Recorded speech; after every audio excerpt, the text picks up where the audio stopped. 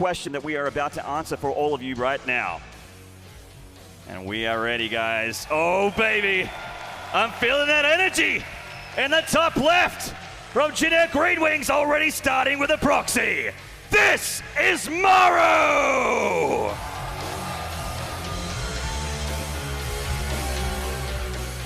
In the bottom right, about to deal with a world of pain. Also from Generic Green Wings, this is SOS!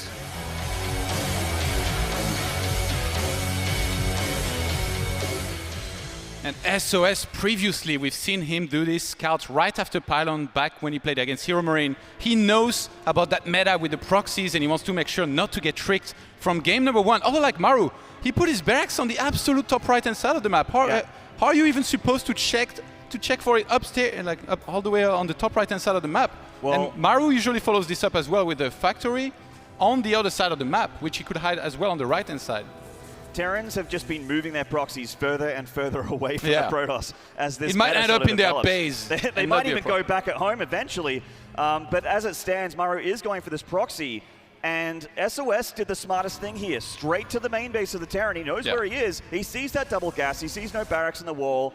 He sees that single depot, and he knows that there's a proxy out there. It's up to him to realize what it is and what he needs. And by the way, SOS, when he played against Hero Marine previously, he stole the second gas.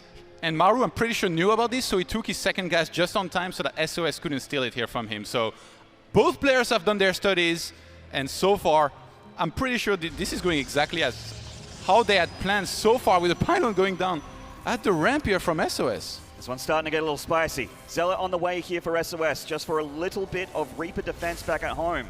He could potentially rally it across the map. SOS is trying to force a reaction here out of Maru with that pylon, or at least stop the wall in so that he can force some forces and force some attention to Maru back here. Maru is very clearly looking to go for a couple cyclones here to put the pressure on SOS. Probe gets taken down. The pylon is still there. Maru's just going to break one Marine off here to start working on that pylon. It's going to take a minute to get it down, but it is important to finish off that wall in as the first Zealot is actually going across the map, not expecting a Reaper because he's seen the Marine. Yeah, this pylon forces back at least one Marine here to come back and defend, but then SOS is going to use that to sneak in a Zealot, which I don't think can be walled outside of that wall, to then kind of chase on that Marine. So he's going to force SCVs to be pulled off potentially, unless he can kill that before and then re-wall. Cyclones on the way. We've seen Maru go for a Cyclone Marauder proxy previously against one of his opponents, but this time around, it's so far across the map that he's just looking to pump out Marines, Cyclones, and then drop with Medivacs and have those heal. Oh, and SOS. He's missed the starport, but he's going for the proxy here. He's looking to maybe catch the SCV. One Adept shedding into the main base. The pylon getting pulled attention away here. The Marine dies, so the pylon is living for now. Maru breaks off one SCV to continue working on getting rid of that so he can wall off. But this Adept is doing a bit of damage. However, the big scary unit is on the field. Those two Cyclones going 2 by 2 towards SOS's main base. And SOS didn't expand. He's going for Blink Stalkers there. So if he can get enough of those, he might just be able to counterattack and win the game, provided he can defend well enough on his side of the map. Nice preparation here from SOS. He's got those Stalkers on the way, and in true SOS fashion, instantly going into Blink. That shield battery finishing just in time. And as the robotics facility comes up, it gets easier and easier for him to hold against Cyclones. But it's not going to continue to be Cyclones here from Maru. He is switching over into Widow Mines and a Medevac to try and drop into that probe line. Is he going up to 4 gates? Like, I see 2 more on the way there. Wow, okay, so that's going to be a lot of Stalkers. He's going to make sure that he gets, I guess, an Observer out there and a War Prism to go across the map and reinforce if he wants to go for the counter-attack. Like, will be interesting to see whether either player expands. I feel like whoever expands here could be in trouble against the amount of units that the opponent's going to be throwing at them. Triple Widow Mine loaded up in the Medivac here. Even if you're ready and in position against this, if one of 2 of the Widow Mine burrow on time, you could lose a lot of probes there. Oh, absolutely. That's what these pylons going to help him out with. The boost on him, but there are 6 Stalkers, Todd. He guns down the Medevac. Lands one miner, gets absolutely no damage. SOS pulls the probes there, loses a little bit of mining time, but absolutely worth it there. Great defense from SOS. That was so clutch, and now SOS has Blink. He can just trigger that Widow Mine, blink out of there, boom, and then kill it. That's 5 Widow Mines and a Medivac that did absolutely no damage other than pulling the probes away from the middle line just for 1 second. Wow. SOS with a fantastic defense here in game number 1. The cleanest defense, and he catches the Liberator. SOS is all over Maru. Oh man, you just have to grin at this point. Maru giving his team benefit of the doubt. The proxy has been shut down. He's been read like a book, like Cat in a Hat with 3 words per page. SOS all over this one. He's really starting map 1 very strongly here. And for Maru to come back from there, it's going to be so tough. Still, some Widowman getting caught. He's trying to fly back home with whatever he can, but we've got a Nexus on the other side of the map underway already. And SOS, I'm pretty sure, is already planning for the next defense with some more Stalkers back at home. Maru needs to find some damage. He needs to find some momentum in this game, despite the fact that they're equal on workers right now. Well, this could be it. The Stalkers are across the map here. It doesn't look like all the Stalkers, but a good chunk of them are here to try and pressure that main of Maru. He doesn't have a natural yet. Nothing in the middle line. No reaction from SOS. Maru's about to get a bunch of probes here. Oh, man. 12 probes go down just like that. And all of a sudden, Maru is looking a little stronger here on his 1 base. And this might force SOS to commit for an attack here. Maru's fully aware of that, knowing that all the damage that he did was crucial. Ooh. Guns down 1 Cyclone, good start there for SOS. He can always blink to escape, but he's going deeper here into the main of Maru. Jumps on top of that Cyclone, guns it down, takes the Marine out as well. And while Maru is ahead in SCVs, that might be changing in a second here. GG! SOS! One of the few people in this world to upset the momentum of the 3-time GSL champion Maru. What a start here. Potential upset. Oh man, I'm already feeling it. Right all along. There's nothing more infuriating than a correct Artosis. And if SOS gets another couple maps, we are going to be dealing with one. Wow, what a great performance from SOS. This builds everything. The scouting early on really catered to everything that Maru was planning on doing. And despite not being able to spot exactly where the proxy was right from the start, he kind of read it into it very, very well. And he's done his studies. This is what you expect at this level. They've watched each other's VODs. SOS was like, oh, you like to proxy and be very aggressive on 1 base. Well, I'll just go blink Stalkers, defend perfectly what you're throwing at me, counterattack, and then kill you. And it worked out perfectly. So if Maru's game plan going into this best of 5 series here was to do a lot of builds like this, now all of a sudden, he has to question all of his build orders against what SOS just did. Well, that's the thing in StarCraft is part of the reason why it's so wonderful is that, you know, there haven't been any patches for Brood War, but the meta keeps shifting. Players are figuring things out. This Terran meta that's been hitting the Korean ladder so hard and even outside of Korea, Protosses are figuring it out. They are starting to find ways to make little to no damage and just force the Terran to make mistakes, to actually use it to their advantage, and then control the game from there, which SOS showed us. There was absolutely no point in that game where SOS was behind.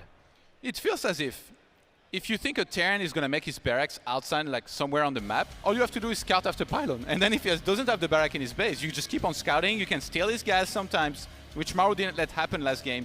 But you're really in control of that scouting a lot more than your opponents. Yeah, absolutely. We're getting into map number 2, guys. Keep those vocal cords warmed up, because it is time to make a bit more noise here in the Anaheim Convention Center. And that's up right from Jin Air Green Wings. This is SOS! And in the bottom left, this, the Terran from Jin Air, it is Maru!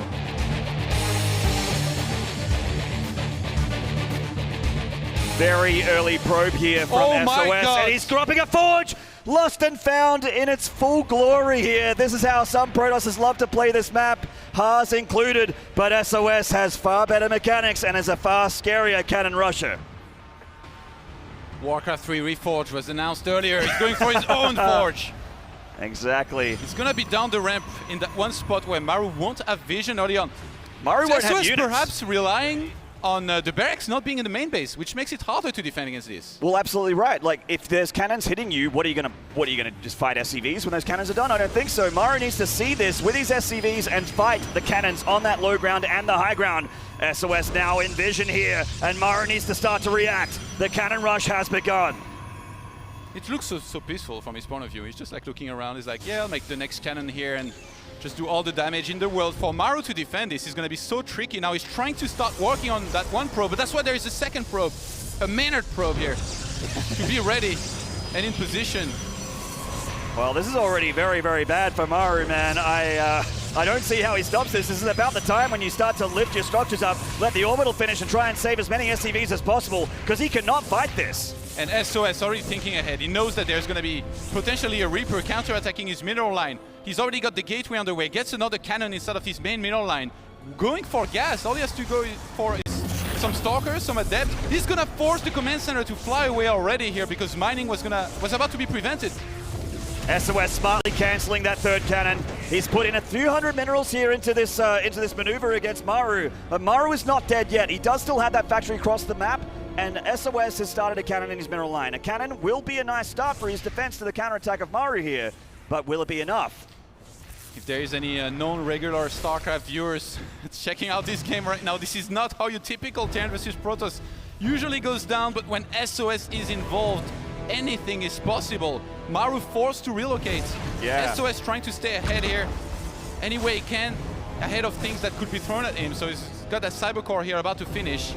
And usually we'll see either an Adept or a Stalker starting, and then he has to choose for what tech he goes into. I think the biggest thing that's hurting Maru here is that he didn't get enough gas to start a Cyclone. He forced a Hellion out here, and a Hellion's not really what you want at this point of the game. I mean, yeah, they can be all right against probes, but as we know, SOS already has that cannon in the middle line. Is he going to cannon rush from... No, that gate is genius. He can reinforce there. Once he has warp gate, he could just warp in a ton of Stalkers and then force Maru to either relocate or take a bad fight up the ramp where he previously had a base there. Well, this Hellion's using his superior range here to put some damage on those probes. There's no shield battery here, so they're not getting their shields back very quickly. The cannon is out of range for now. Maru doing whatever he can with whatever he has. As the Stalker comes out, this Hellion should be shot down. The two Zealots are never going to catch that little speedy car there. I really don't know how Maru is supposed to defend if there are Stalkers warped on the high ground here above his base. It's going to be so hard for him, but obviously getting some Cyclone is going to help. Yeah, 2 more gates. It's just going to be a 4-gate Stalker. Well, you know what? It could work out here once warp gate's done. Like you said, he can actually warp in very quickly here in front of Maru's face. That Stalker catches this Hellion on the high ground, takes a couple zaps, gets pushed back. There is a Cyclone out for Maru. That's a big commitment though, because he has no transition possible. He's only on 24 probes. See, he's not making any more probes. So that has to work. If Maru somehow holds this, he's going to be way further ahead, and he will just have won the game. Definitely, but the heat is really hitting here for SOS. Using that Reaper for some high ground vision so that the Cyclone can do a little bit of damage here on that Stalk, but it is only shield damage. The Zealots are coming on in. Maru just holding on with a few units here, and he's actually doing all right so far. Bigger repair here on that Hellion to make sure it's stand and fight against these gateway units. Yeah, SOS forced back here for now. Shield battery going up on the high ground there. That's going to help a lot. If Maru even pulls some SCVs and chooses to attack there. By now, Maru should know what's happening. And actually, SOS warps in on the other side. Interesting. He's going to force an explosion here from that one Widow Mine and then remove it. SOS is committing to defend on the high ground. He thinks that... he thinks that SOS is going to be reinforcing there, but SOS is attacking at the front. He is, and it looks like Maru's getting stretched really thin here. The Viking does do bonus damage against the Stalkers, but there's too much. The Stalkers pick it off out of the ground. Maru picking up his base again to try and go somewhere else. Repairing with that with those SCVs on that Cyclone. He actually doesn't have a ton of minerals to continue these repairs. And he just has to tap out. GG! SOS is on match point against the 3-time GSL champion. What? This is a big upset to start things off here. SOS gets that third game. That Maru Serral final that everyone wants is not going to happen, Todd. The potential massive clash between Maru and Serral in jeopardy. From the first series of the day with SOS against all odds, coming out with some insane defense in game 1 and now a cannon rush of all things in game 2. When do we ever see this? Yeah. I mean, Lost and Found is the kind of map where that can happen. Generally, Maru is, I'm sure he's expected to fought that against that before, but I really feel like he needs to stop proxying. SOS is all over him, man. Like white on rice, he's got this. The proxy strategy, SOS seems to have figured it out. They are teammates, so obviously they play together a lot. They've probably practiced together a lot. But unfortunately, this is a best of 5 where only one player gets to go through and the other one is eliminated. If somebody had told me that SOS or any Protoss would have been cannon rushing Maru successfully, I would have said, you're out of your mind. That's never going to happen. But SOS, the guy to come out with it and make it work beautifully. Everything was well thought of. It looked like one of the best things you could ever do almost at this stage. He did make it look really, really strong. You know, it's one of those things where it's a little bit of an art form, but considering Maru was proxying, if he had a factory at home on the way and he had his barracks at home, he actually would have been probably okay. We'd probably still be casting that game, but SOS is just reading Maru so well. He knows what he likes to do, and he's punishing him for it. Can Maru fight back? He's got one more life in this series, but this guy's holding all the cards so far. In the top left, Engineer Green Wings, currently on match point. Make some noise for SOS!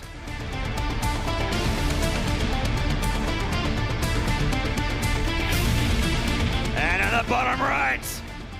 One more chance here. Make some noise for Maru.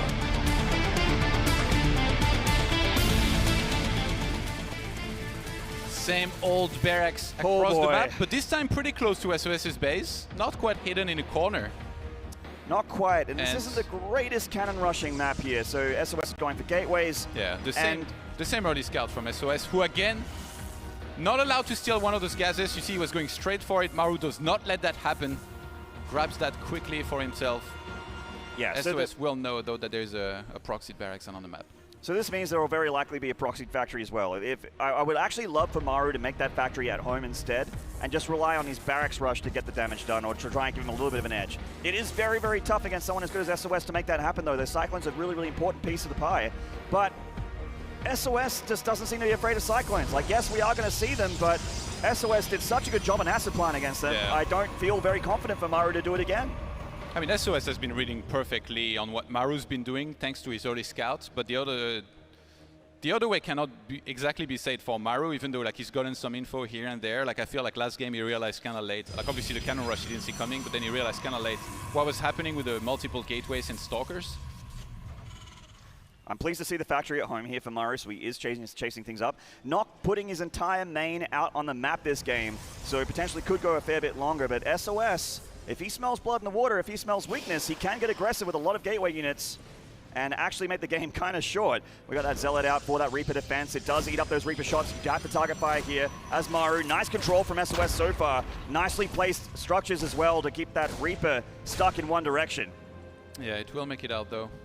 Nice macro on the probes. Oh, he won't. Got him. Well done by SOS, who's now going to head across the map where we've got that one pylon in the wall. Kind of awkward. Yeah, it's a little bit annoying. Obviously, a Adept can come across the map again.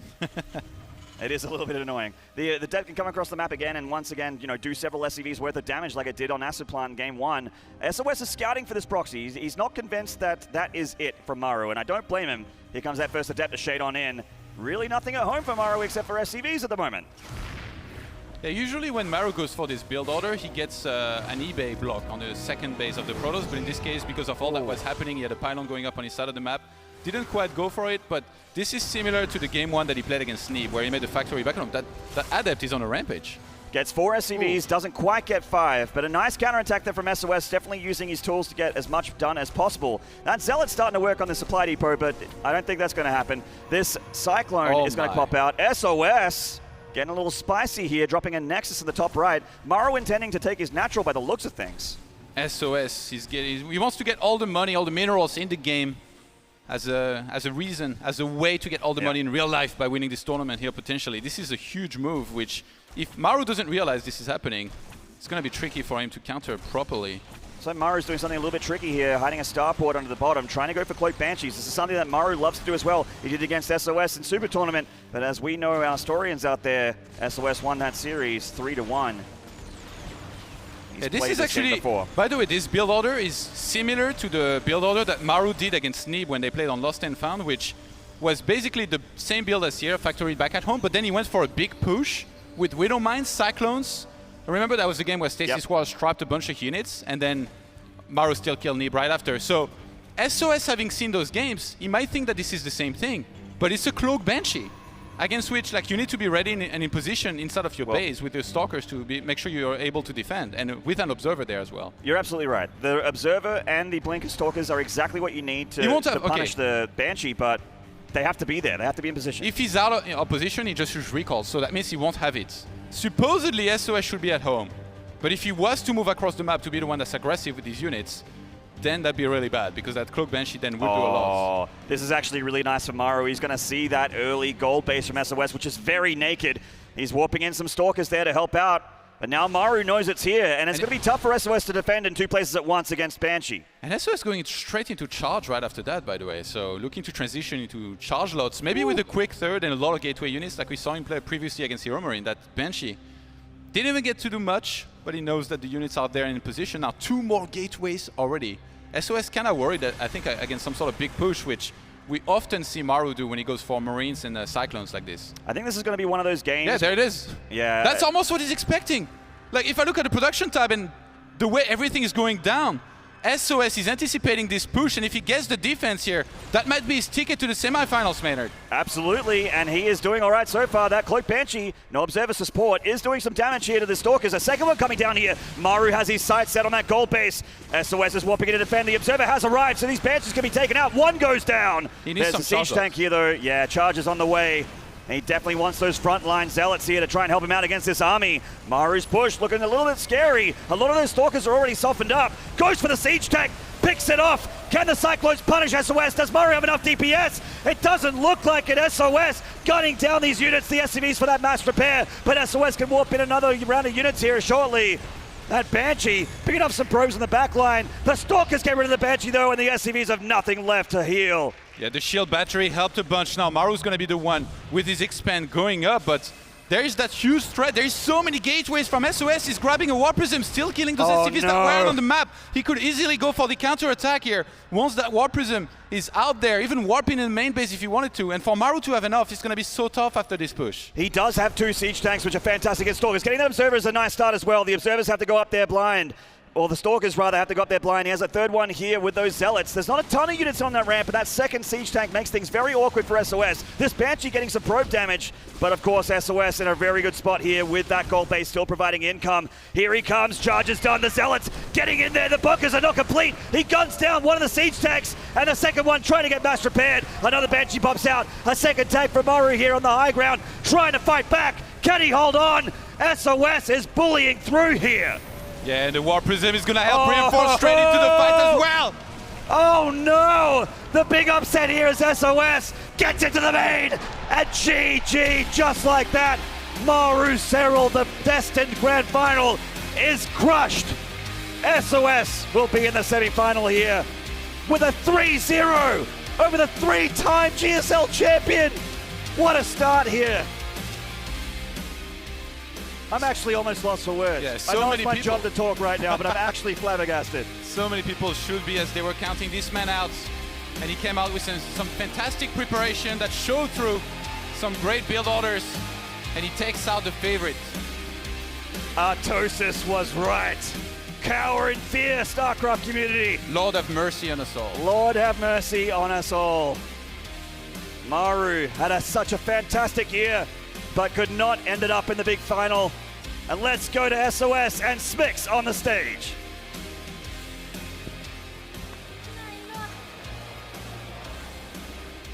Thank you very much, Maynard. Congratulations, SOS. Everyone looked at Maru as one of the tournament favorites here, but you took him down 3-0. What is going through your head right now? 일단 많은 사람들이 조성주 선수를 이제 우승자 후보로 되게 많이 봤었는데 그런 잘하는 선수를 꺾고 4강 진출한 소감 얘기해 주세요. 우선 좀 서로 잘 알다 보니까 좀 무슨 준비를 해야 될지 잘 몰랐는데 그래도 첫 세트를 이기고 나서는 제가 두 번째 세트를 준비를 했기 때문에 어느 정도 승산이 있겠다 해서 그냥 준비한 대로 했던 것 같아요. So first of all, Maru and I know each other very well. We know each other's styles very well. So coming into this match, I thought it'd be a little bit hard in terms of the mind games just because of that. But after I beat him in that first game, I knew I had a specific strategy prepared for game number 2. And after that, I just kind of let momentum do its thing and I was able to take out the entire series and move on with that 3-0. And now, talk to us about what it was like because overall in this entire series, just as you just said, you just looked so prepared. Everything just seemed to go as you planned. So were you surprised by that as well? 방금 얘기했듯이 조금 준비성이 되게 잘 되어 보였었는데 김유진 선수도 좀 놀라웠나요? 이렇게 좀 압도적이게 3대0으로 이겨서. 저는 제가 이겨도 3대2로 간신히 이길 줄 알았는데 제가 생각보다 전진 게이트 아니 프록시 배럭 대처를 잘 준비해 왔던 것 같아요. So for sure, I thought even if I were to win in this series, I thought it'd be a very close 3-2 series. So I'm definitely surprised that I was able to win 3-0. And I think part of the reasoning for that is I had such a great counter for his proxy racks play. And I think that was one of the reasons. And now moving on, if you want to make it forward, you're going to have to take down either stats or special. So what are your thoughts on those two players? 일단 이제 4강에서는 김대엽 선수나 아니면 스페셜 선수를 만나게 될 건데 그 두 선수들에 대해서 좀 얘기해 주세요. 우선 스페셜 선수랑 8강전을 같이 연습했기 때문에 스페셜 선수도 잘하더라고요. 그래서 꼭 올라왔으면 좋겠어요. 저도 올라왔으니까. So he says, prior to the round of 8, I actually had a lot of practice games with Special, and I thought, wow, he's a really, really good player. So now that I've advanced, I hope he advances too, and I can face him there. So congratulations again on moving forward to the round of 4. First time since 2015 for SOS. Back to you guys. Thank you very much, Smix. SOS, the master of chaos, thrives in the maelstrom that he created there. 3-0 going over to him. Unbelievable start. I'm going to ignore this gentleman as much as possible. Rotterdam, starting with you. SOS 3-0, I don't think we believe it. No, that's stunning. That's stunning in so many ways. If you follow the year, if you follow last week, it is absolutely unbelievable. Now, there is one thing that obviously he said as well on stage, is they are teammates. And if there's a Protoss player, the more you play against certain aggressive openings, the better you get against it. But I think despite taking that into consideration, nobody saw this coming other than Artosis, because, you know, then his mind works in magical ways. But I must say, for how great SOS was, I also think Maru made a lot of very disappointing decisions in this best of 5. He looked to be floundering by the halfway point, Jeff. It was all over the place, because he just, SOS put him in so many weird positions. I mean, I hate to say it, but the more I kind of look at this matchup in the series, the more I agree with Artosis. Like, it's a... Oh, no. He is the foil. Like, and exactly what What's Rotterdam just happening said. with If the you pylon know going what up on to his side of the map. expect, Didn't you know quite go for it, but coming this is at you. similar to the game 1 that he Sorry. played against Sneeb, where he made the I'm factory hearing their record. commentary in my ear. There you go. That's fine. My thought, just to finish it out, is just like, SOS is that smart player that Dan says he is. He is the kind of guy that could see something and say, this is going to be the response to that. I really felt it with that cannon rush in particular. It was like, that is so hard to pull off against Terran, but if you know that they're going to do the proxy style, it gives you such a huge leg up, and then every choice he makes after that's really great. Dan, I suppose I have to talk to you about all of this. It's coming to the game that Jeff was talking about with that game number 2. Everything about it just felt fantastically thought out, planned out. The concept of the cannon rush into the Stalkers on the high ground, knowing that he was always going to expect him to go down to that lower base. Well, I mean, if you want SOS to beat somebody, give him someone that's really talented, really smart,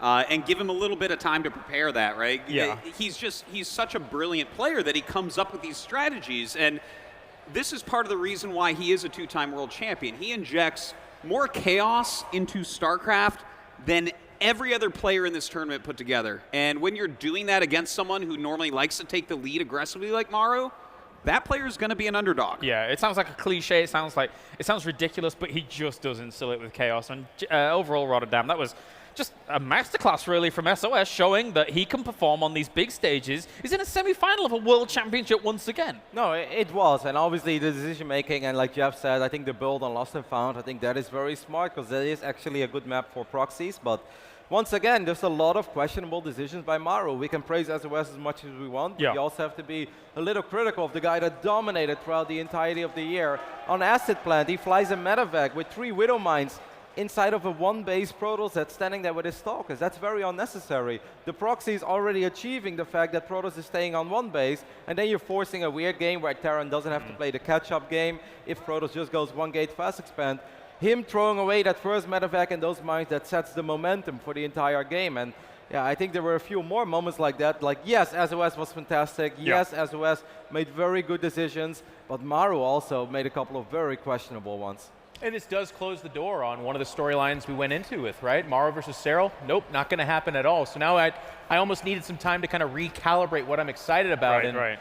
SOS going up against either special or stats, that's hugely, hugely interesting, because I'll tell you what, if special can get past stats, I think he has a much better chance against SOS than he ever did against Maru. Maybe. And that is something nobody was talking about. Now, I know we're getting way ahead of ourselves, but I'm just saying some of these storylines, and as they develop, as this schedule fills out, are getting kind of interesting. Yeah, you say it closes the door on one storyline, but it certainly opens the door on another as SOS moves in to the round of 4 and is now one step closer to becoming a 3-time world champion. And when you see the kind of preparation that comes out of that series alone, it's really difficult to fault the concept of that happening. I mean, there's other big killers in the bracket, Dan, but SOS is in a scary spot here. He could potentially go all the way.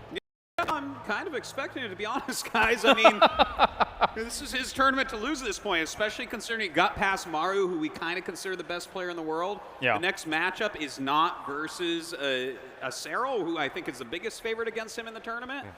And so I look at this and I say, okay, I'm seeing SOS go up to that finals, man. He's looking fantastic.